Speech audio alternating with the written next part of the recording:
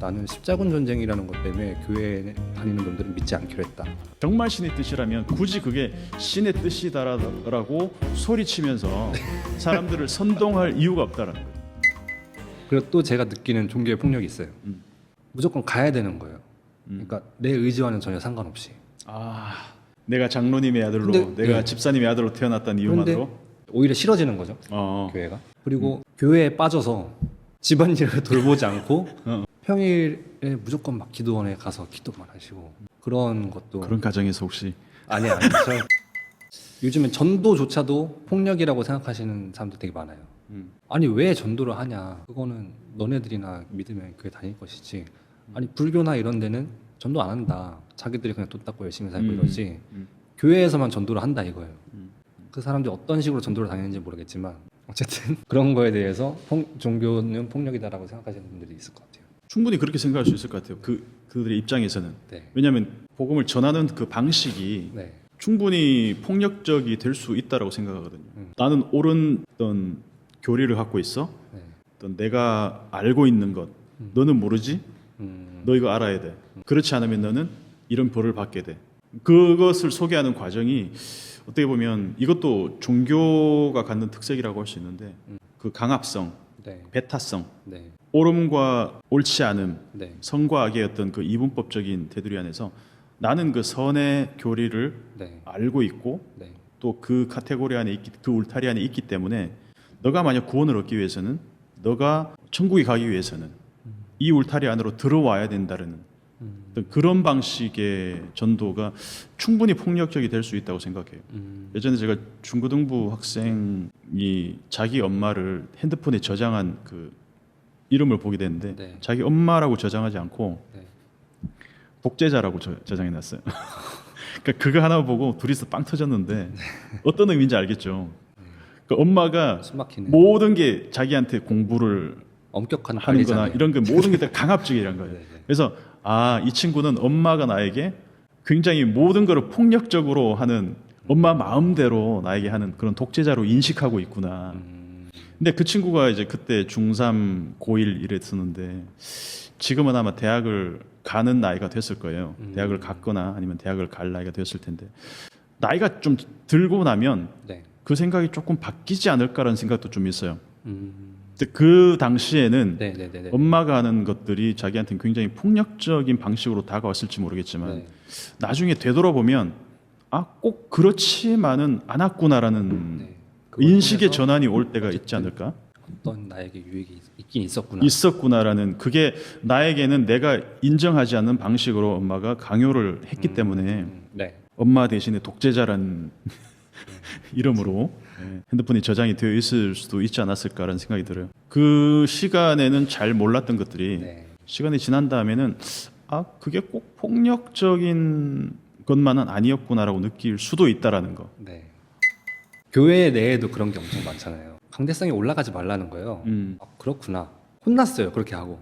그러니까 제가 교사가 되고 나서 애들한테도 강대상에 있어. 올라가지 마. 막 이렇게 하는 거예요. 근데 그게 폭력의 대물림. 어떤 이유로 설명해주지도 않고 그냥 강대상에 올라가지 마만 그런 껍데기만 남아버린 거예요. 그렇게 전통이 돼서 내려왔겠죠. 오케이.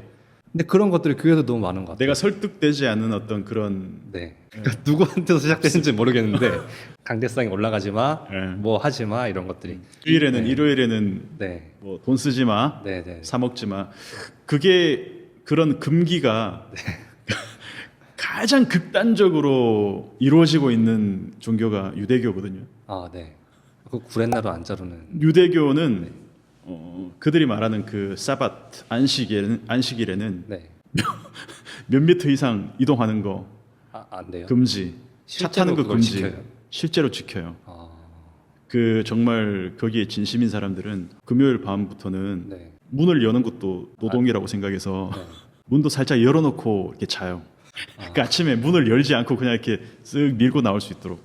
그 정도로 좀 그 금기에 대한 것들이 좀 강박적일 정도로 그런 것들을 이렇게 지켜오는 사람들이 유대교거든요. 어떻게 보면 종교심으로 따지면 기독교는 비교할 수 없을 정도로 우리가 정말 신발끈 신들매 불기도 감당치 못할 정도로 그 사람들은 대단합니다. 정말. 교회 내에도 울타리가 있긴 있어야 되잖아요. 그러니까 아까 얘기했던 것처럼 시간이 지나고 봤더니 나에게 유익이었다라고 할 수 있는 그런 울타리의 선이 목사님 개인적으로는 어느 정도 설교자는 양복을 입어야 된다. 아 그런 부분들. 네. 그리고 뭐 반바지 입으면 안 된다. 음, 그런 것들이 어떻게 보면 성도를 위한 음, 그런 거잖아요. 음, 근데 그런 거를 깨려고 하시는 분들이 계셨고, 음, 아 그래도 내가 여기 부름 받았고 모든 걸 다 지켜가려는 분들이 계셨고, 의도적으로 청년부 설교 시간에 네, 와이셔츠는 입었는데 네, 넥타이를 안 매고 네, 의도적으로. 셔츠만 입고 올라가서 설교를 한 번 한 적이 있어요. 왜요? 그냥 이런- 이게 괜찮나 이런- 간을 본 거죠. 아, 저는. 그렇죠. 근데 애들이- 나름대로는 조금 그래도 리버럴하게 네, 예배를 드리기 위해서 그렇게 했는데 네. 아니나 다를까 얘기가 나왔어요? 그날 바로 담임 목사님한테 불려가서 왜 넥타이 안 입어? 어쩌다가 그게 불려가죠? 장로님이 이런 거죠. 아 진짜? 그래서 그때 드는 생각이 이거는 무모한 시도였구나. 내가 이 제도에서 고용된 목회자로서 어떤 의복 착용의 자유가 없는 네. 선택권이 없는 입장에서 네, 그건 네. 굉장히 무모한 시도였구나. 근데 개인적으로는 언더웨어만 입고 나와서 설교하는 거 아니면 네. 그게 낯이나 그러니까 부끄러워질 만큼 그런 게 네, 아니에요. 그러니까 서로가 민망할 정도의 복장이 아니라면 뭐 하이 실종이라든가 뭐 이런 거 그러니까 모두가 용납할 누가 수 있는 봐도 정도가 가장 적당한 메시지를 듣는데 방해가 될 정도의 복장이 아니라면 것 같다. 네. 저는 그거에 대해서는 서로 합의가 된 상황이라고 한다면 충분히 좀 자유롭게 그 부분에 있어서는 그런 방향을 추구하긴 하시는 거죠. 그렇죠. 근데 그게 본질은 아니라고 생각하는 거죠. 네. 왜냐하면 그게 본질이 아니기 때문에 그거로부터 자유로울 수 있는 거죠. 아 그렇구나. 그러니까 네. 본질이 아니기 때문에 제대로 양복을 입고 갖추는 것에도 거기 안에 거부감이 자유함이 없는 있는 거죠. 거구나. 아, 그렇게 해도 상관없다는 거죠. 왜? 그게 중요한 게 아니기 때문에. 그러니까 그들이 만약 그걸 원한다면 네. 전통적인 교회에서 네. 좀 연로하신 분들이나 장로님들이 목사는 양복을 입고 아니면 심지어 가운을 입고 좀 경건한 어떤 경건해 보이는 복장을 입고 하기를 원한다. 그러면 얼마든지 그렇게 할 수 여유가 있다는 거죠. 네. 좀 그거에 대해서 강박적인 사람들은 그럴 수 있어요. 이 열린 예배야, 자유로운 예배야, 이 청년 예배야. 그러니까 막 일부러 막 캐주얼하려고 애를 쓰는 그게 너무 근데 어색해. 평소에 전혀 그렇게 자유롭게 플렉스블하게 서로 어색해지는 입지 않았는데 상황인 거예요. 네. 갑자기 막 예배를 열린 예배로 공감 예배로 거기에 더 신경 쓰이고. 그거에 막 너무 집중하는 것 같으면 오히려 좀 부자연스럽네. 그럴 수 있다는 거죠. 네. 저도 일반적인- 어떻게 보면은 그게 폭력이 될 수도 있겠네요. 어떤 게? 무슨 이거 영상 올리는 건데, 영상을 올리는 그 과정도. 네, 올리는 건데 너무 자기 얘기만 하는 거죠. 그러니까 이것도 일종의 인카네이션이 필요한 거지. 성육신이 필요한 거지. 왜냐하면은 예수님이 우리한테 오신 방법도 내가 오르니까 네, 자기의 방식으로 온 건 아니죠. 어떻게 보면. 네, 그러니까 우리와 같은 형태로 온 거잖아. 예수님은 자기 종교 믿으라고 강요한 적이 한 번도 없잖아.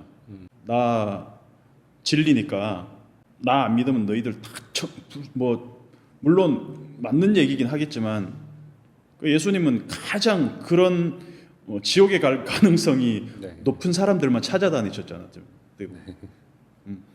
가장 그걸로부터 지옥과는 상관없을 법한 사람들한테 오히려 요즘 독사의 자식들아 그러고 성전을 헐라 그러고 왜냐하면 그들이 갖고 있는 어떤 그런 교리나 어떤 우리가 하나님의 백성이야, 우리가 아브라함의 자손이야, 우리가 율법을 알고 있어, 우리는 성전을 알고 있어, 우리는 어떤 선택받은 민족이야라고 했던 그 가장 종교에 심취한 사람들이 어떻게 보면 가장 그 생명을 자기들의 교리 안에 가두려고 했던 사람들이라는. 그렇기 때문에 어떻게 보면 성전도 폭력이지 어떻게 보면. 그들의 폭력을 정당화하는 수단으로 성전을 사용했다는 거예요. 우리 성전이 예루살렘에서 벗어날수록 덜 거룩한 예루살렘 쪽으로 가까울수록 1급지 그거 알지? 지성소는 가장 성스러운 곳, 성소는 그 다음 2급지. 그러니까 마치 물 그 등급 뭐 1등. 그런 거 나누는 것처럼 그러면 이방인의 뜰 뭐 저 이방은 완전 그냥 막 쓰레기 그런 식으로 그냥 등급을 나누어 버렸다는 거예요. 근데 예수님이 그랬잖아요. 예수님이 설교한 데가 어디야? 회당에서도 설교하셨지만 예수님은 바닷가에서 네. 산에서 네. 그 뭐냐면 예수님에게 성전은 우주 전체라는 거죠. 네. 그 바닷가도 예수님의 성전이고 네. 예수님이 계신 곳은 어디든지 성전이라는 거예요. 그러니까 의도적으로 예수님은 바닷가에서 산에서 예수님은 앉으시고 사람들이 몰려와서 듣고 그게 마치 왕좌에 앉아 있는 왕 앞에 사람들이 모이는 대관식이나 아니면 그 왕의 사람들이 와서 듣는 그 형태잖아 딱. 네. 예수님 보면 바닷가에 앉으심에 앉아 계시고 예수님 말씀하시고 사람들은 서 있고 이게 꼭 바닷가, 산, 들판, 오병이 한 모든 공간들이 예수님은 다 성전이었다는 거예요. 네. 근데 이스라엘 그 종교인들은 그 성전 안에 하나님을 가두어 놨다는 거예요. 하나님을 가두은 것 자체가 폭력이잖아. 네. 저는 이 채널 자체가 폭력이 될 수도 있었거든요. 그러니까 신학 자체는 너무 숭고한 거지. 네. 그 하나님을 아는 지식, 네. 하나님이 아는 지식이 나를 아는 지식이 이렇게 하는 거잖아. 네. 근데 그거 자체가 어떤 너무 옳은 거, 맞는 신학, 바른 신학. 그러니까 바른 신학을 추구할수록 바르지 않은 거는 조금만 여기서 벗어나는 거는 막 사정 없는 거야. 그래서 나는 조직 신학 시간이 힘들었어.